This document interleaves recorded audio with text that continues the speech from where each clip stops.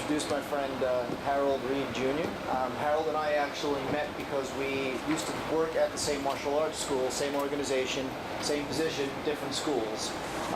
And over the years have really stayed together. Harold becoming an author after retiring as a police officer, and really has taken a nice step forward in his career as a life coach, certified life coach. How many books now? 3? 2 books and one ebook coming out, and probably, I'm sure, a couple of videos and lots of seminars online. And without further ado, so this year I decided I wanted to have a keynote and not just talk about the fitness industry and all of the science and all the great stuff that we apply. Talk about how what we do makes other people's lives better, and that's really what Harold does on every level and not just in the fitness industry. So if you guys will give Harold a great big hand.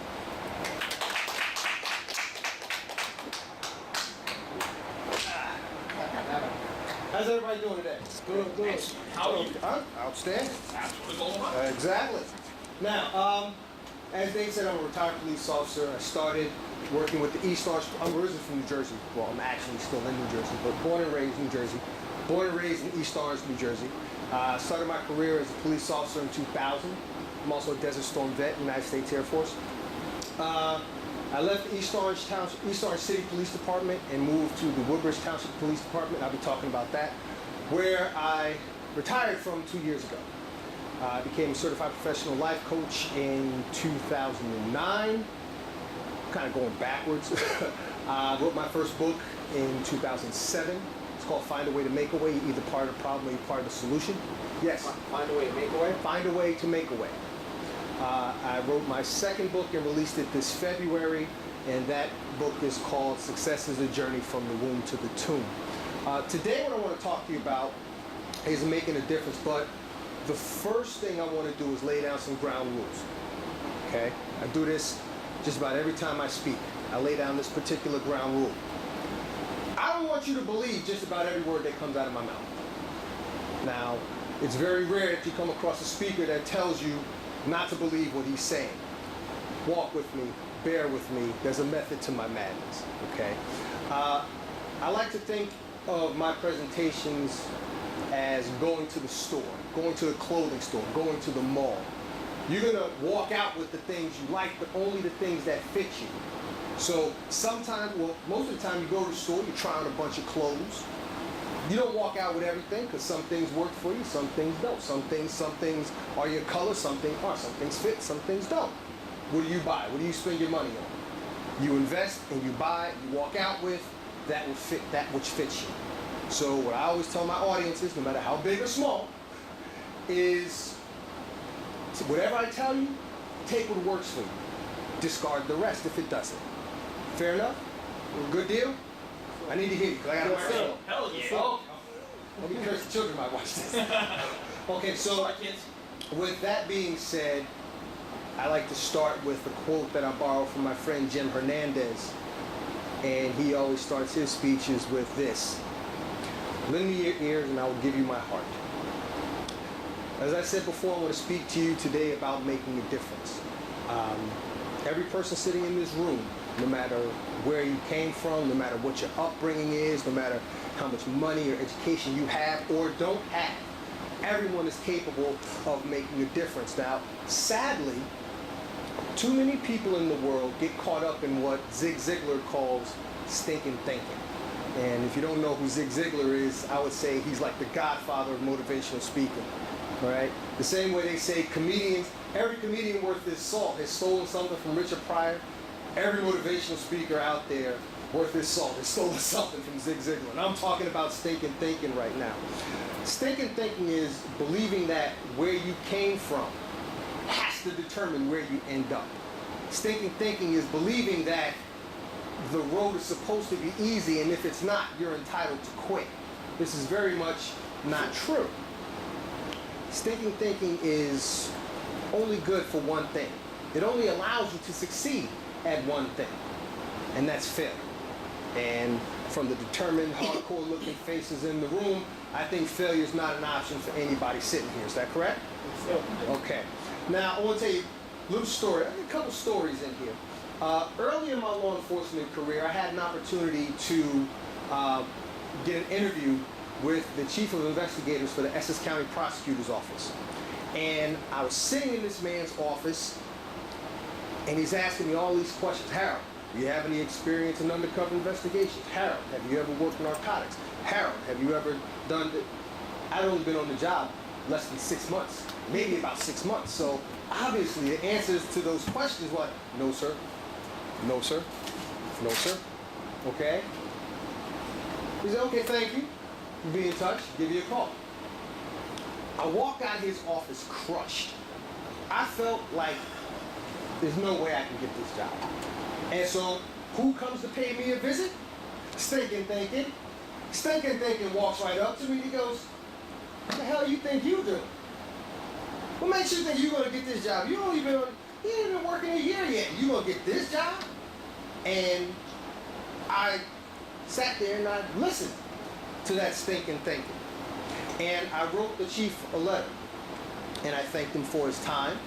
And I pretty much said in the letter that I think, or I thought, it would be best if I stayed with the department I was at and get some of that experience that he was talking about that I didn't have.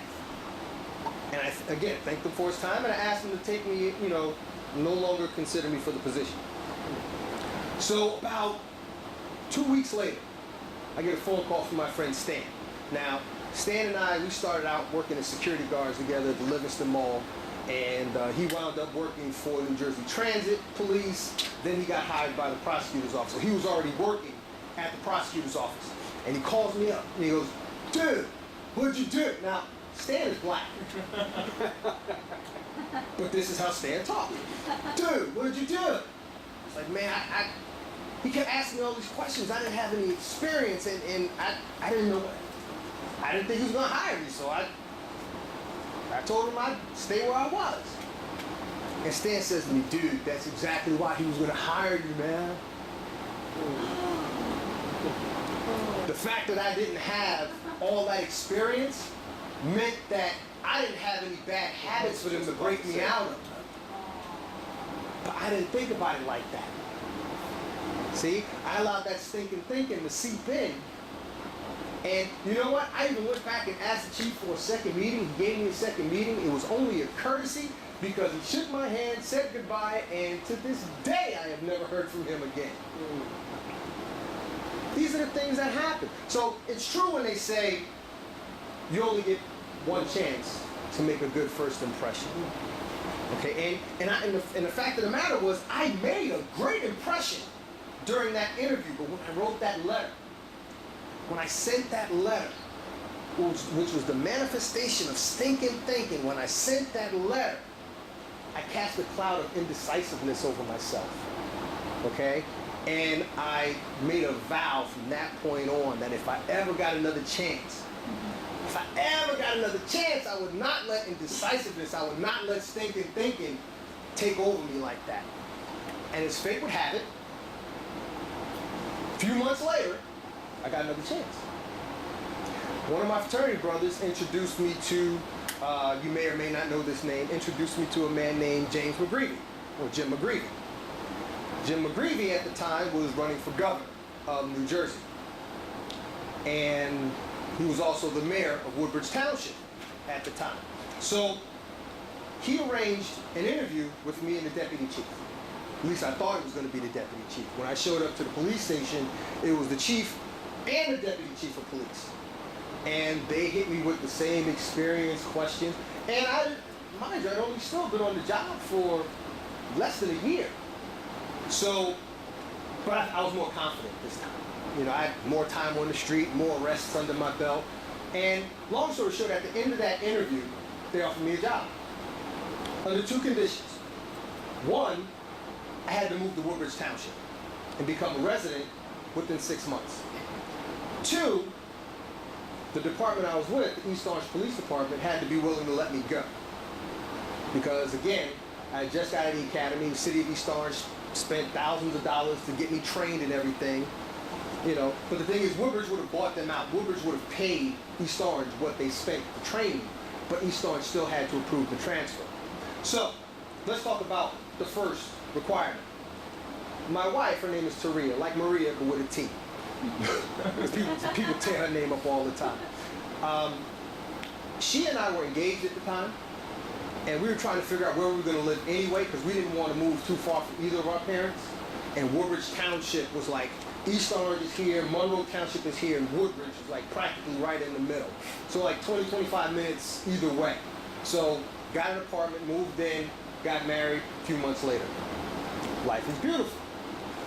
Fast forward to the end of those 6 months, let's talk about the second requirement. My department tells me you are not going anywhere. So guess who decides to pay me a visit again? Stinking thing. Oh, you big time.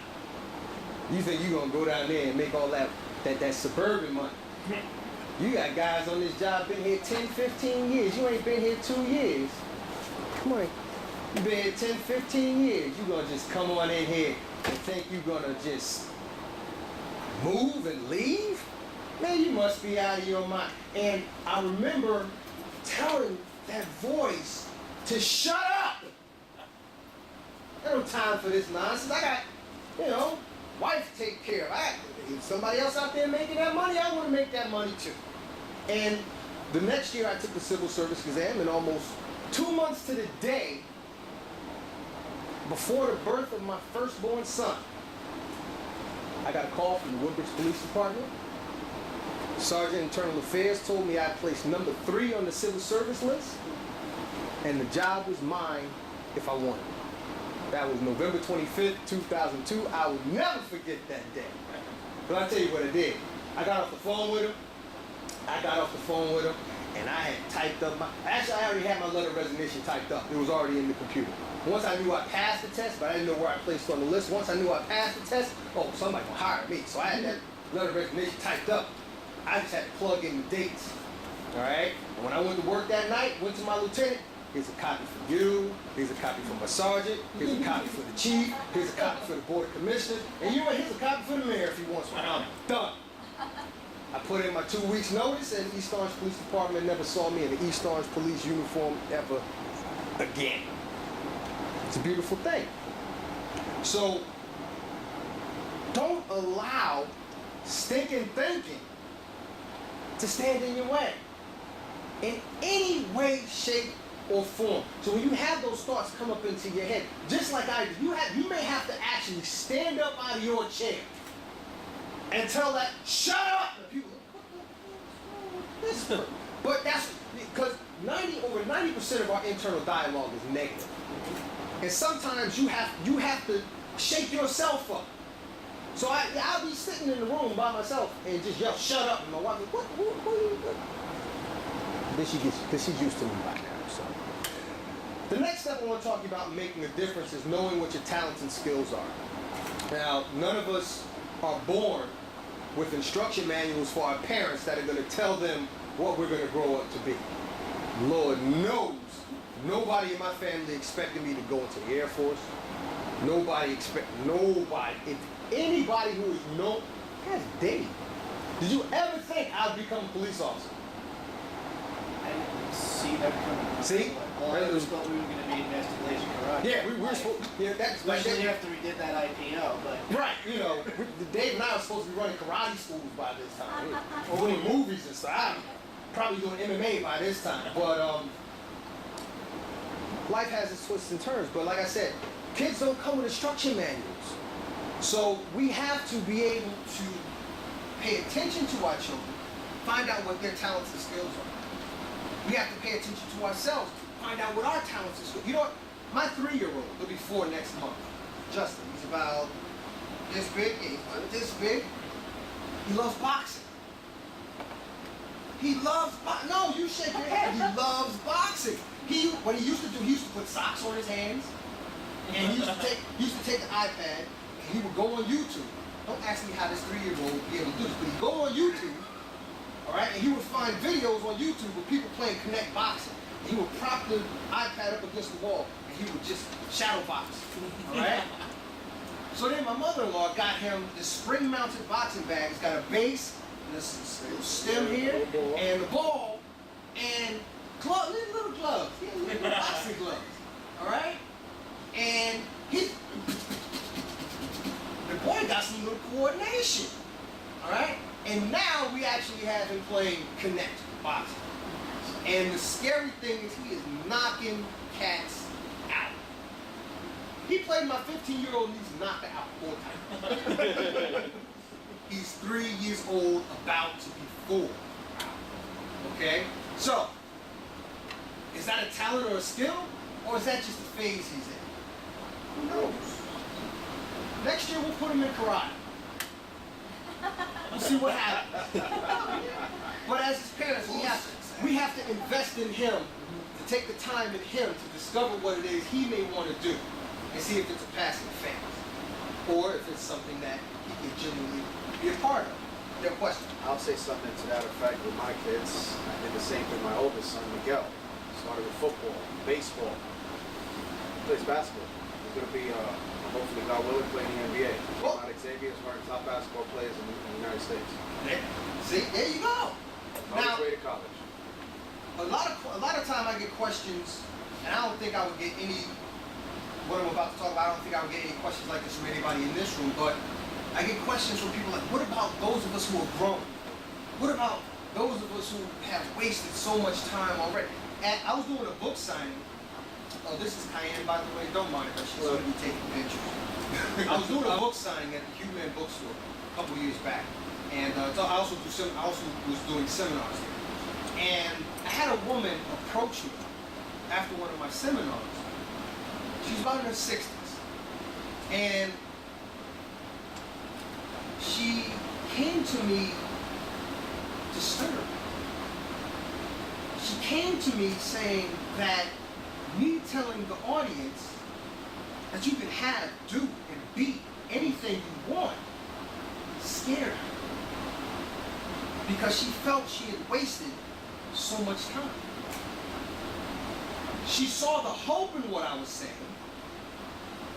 but she saw more despair or maybe shame in that she had to get to her 60s to see the hope that I was talking about. And she realized that that hope was there all along. Now, I asked her a question. I'm going to ask you the same question. Who in this room, I know you guys are healthy and everything, but let's talk about throughout the course of your lives, have ever eaten a piece of Kentucky Fried Chicken? Okay. What I explained to her was that Colonel Harlan Sanders didn't really jump off with that 11 herbs and spices recipe until he was in his 70s. So, as long as you have the opportunity to get out of bed, face the world, you have an opportunity, you have an obligation to try and make a difference in the world.